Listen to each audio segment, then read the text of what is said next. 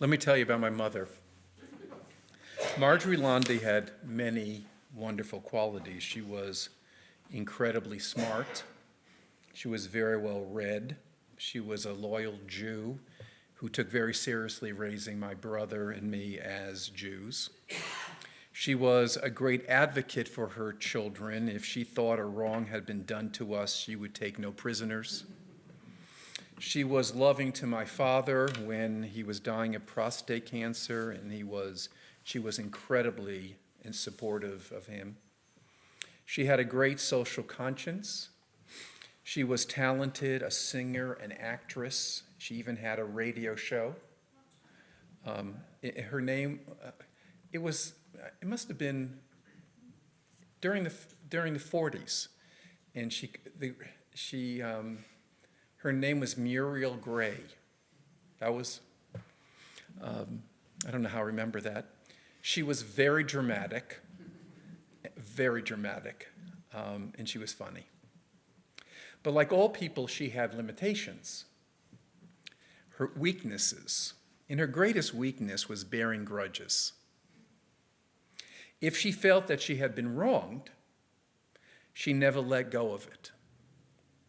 She felt within her own family that there were injustices where she was treated unfairly or unequally. And when I would visit her, part of the visit was always an afternoon of sitting there and having her review these grudges. It was very painful to listen to. And these grudges never dissipated. She carried them like a heavy load. It took away from her feeling good about herself and being able to have more peaceful relationships within our family. And I believe that this trait of hers impacted my brother and me. We should know that bearing grudges is psychologically damaging. It is a psychological quagmire that swallows us up. Therefore, our portion this week resonates. The bearing of grudges is a central theme of the story of Jacob and Esau. We are generally familiar with this story. Rebekah gives birth to twins, Jacob and Esau. And from the very beginning, in utero, they struggle with each other. Isaac loves Esau, Rebekah loves Jacob. Isaac loves Esau's toughness, his masculinity, his hunting abilities. He's a man of the earth. And Rebekah loves Jacob's sensitivity. The rabbis say even his love of Torah, that they sent him to yeshiva. That's one thing we learn. Okay, the rabbis are clever. This is favoritism. This favoritism eats up the family. Jacob is strategic, and Esau is impulsive. And we know what happens. Jacob gains the birthright from Esau over a bowl of lentils. Esau is hungry. He gives up this privilege by accepting lunch from his brother. Ultimately, Rebekah, his mother, who has determined that the future of the family depends on the youngest Jacob becoming the head of the family, helps Jacob to prepare a meal for his father and helps Jacob pretend to be Esau. And an old Isaac with failing sight blesses Jacob instead of Esau. This is a terrible act of deception. It is totally unethical. And this entire sibling relationship becomes toxic on steroids. And this is the quote. This is the highlight of the negative energy. It says, "Now Esau harbored a grudge against Jacob because of the blessing which his father had given him. And Esau said to himself, 'Let but the mourning period of my father come, and I will kill my brother Jacob.'" I mean, there's no subtlety there. Rebekah knows the threat and gets Jacob to escape to Haran and start a new life with her brother Laban. Now, Jacob spends 21 years apart from the family. Safe from Esau, Jacob's life, unfortunately, doesn't unfold perfectly. We know he's cheated by his uncle, and on his wedding night realizes that he's married Leah and not Rachel. He has children, he acquires wealth, but he's treated miserably by his uncle, and ultimately he must return home to face his brother. And he fears that his brother still holds a grudge and will carry out his threat from 21 years before. Yet Jacob knows that he cannot move forward without dealing with Esau and facing the consequences of what he has done in the past.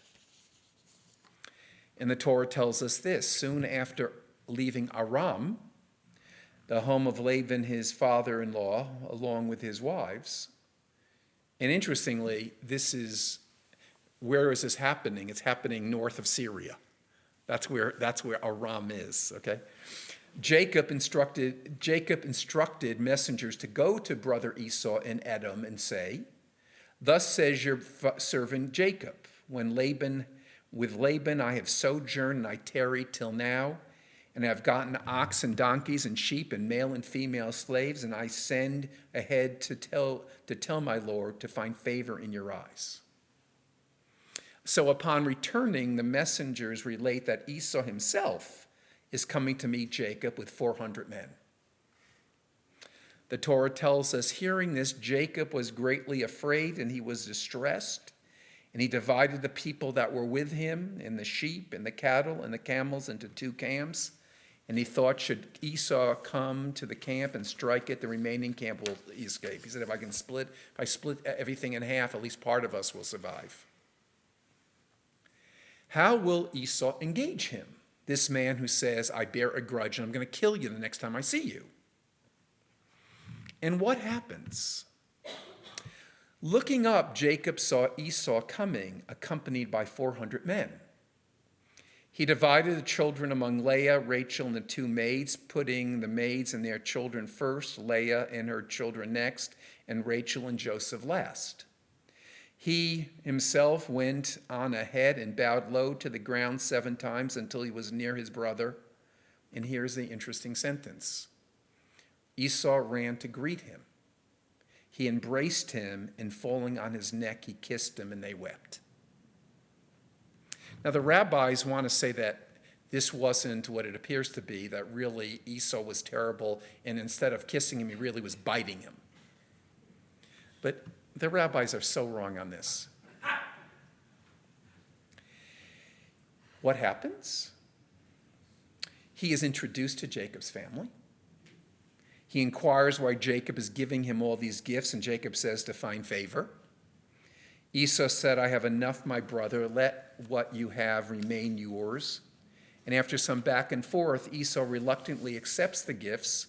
Esau offers to travel together with Jacob, but that's not what happens. Esau and Jacob go in 2 different directions. That's a summary of the story. Now, what really has transpired? Nothing and everything. There is no dialogue of reconciliation. We do not know what is going on in the head of Esau's head. But here is what appears to have happened. Esau has moved on in his life. He has been successful, grateful for his life now, looking forward and not looking backwards. Now, this is not a love fest. Not everything is reconciled. The past is not forgotten. It's not even addressed. But there seems to be a conscious choice by Esau. The past is tragic, but it will not govern the future. Nevertheless, what happens between them is transformational. And the last thing we know about Jacob and Esau is that Esau and Jacob bury Isaac together. Now, as I've alluded to, our sages love to depict Esau as evil. But they get it all wrong. He is the great teacher of Torah ethics. He's the great educator that grudges don't work, they're poison. If Esau does not let go of his 21-year-old anger, there's nothing to be gained and everything to be lost. In Rabbi Joseph Telushkin's, one of his books on personal ethics, he teaches the following, and let me quote, holding on to grudges is self-destructive as well as destructive. And Rabbi Abraham Twersky A psychiatrist who has devoted most of his professional career to working with people with addictions notes that recovering alcoholics often lapse because of their inability to suppress anger and grudges against people who have hurt them. One man who understand how vital it was for his own well-being not to bear grudges told Tversky, "Carrying resentment is like letting someone whom you don't like lie inside your head rent-free."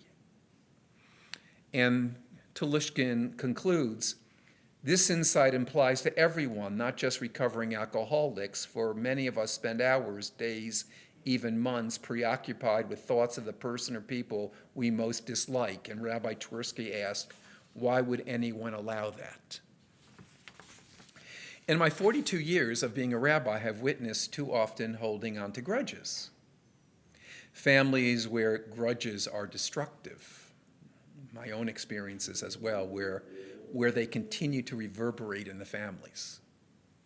Estranged couples living the present through the past. And in all these situations, so much hate and anger get generated and so much time is wasted. Where a peace treaty would be beneficial, it sometimes requires external intervention, including a therapeutic setting. Years ago, the folk singer, Rabbi Shlomo Karbach, Zichron Livracha, who came to America from Vienna as a teenager because of the Nazis, traveled back to Vienna to give concerts. And a lot of people wondered why. "Don't you hate them?" he was asked. And his answer was this: "If I had two souls, I would devote one to hating them. But since I have only one, I don't want to waste it hating." Getting back to my mother, I wish that she had been able to take another path. Her life would have been better by throwing some things overboard. And if she had been able to transcend her grievances and grudges, she would have felt better about herself. And that is one of my life commandments. I am personally struggling to try not to make that same mistake. And I suggest that you join me. Shabbat Shalom.